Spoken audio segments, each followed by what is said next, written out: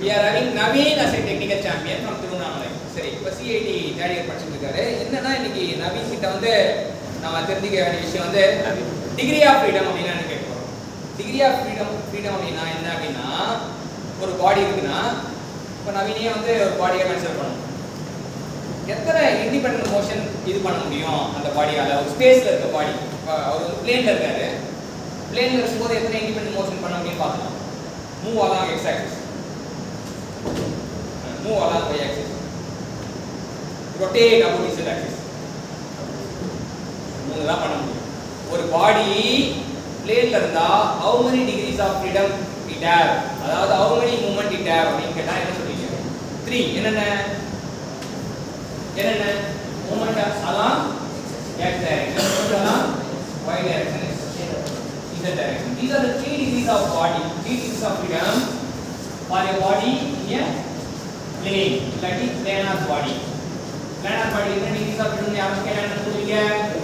3 degrees of freedom. 3 degrees of freedom. சரியா? planar body की 3 degrees of freedom. அதே வந்து ஒரு body in space, மொபைல் வச்சிருக்கீங்களா? இல்ல, இல்லையா மொபைல். இப்ப இந்த body, இது ஒரு body மேல இருக்கு. Move along x axis.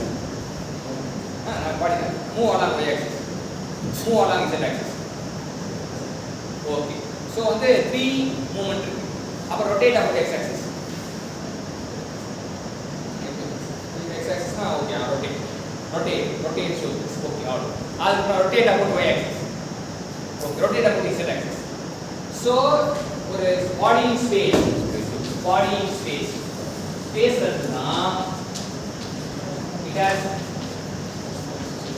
3 translation motion and 3 rotation motion. So it has the 6 degrees of freedom. So degrees of freedom என்னன்னா it is degree of freedom of a rigid body can be defined as the number of independent motion that can be prescribed by the body. So வந்து ஒரே rigid body in space க்கு எத்தனை degrees of freedom இருக்கு? 6 degree.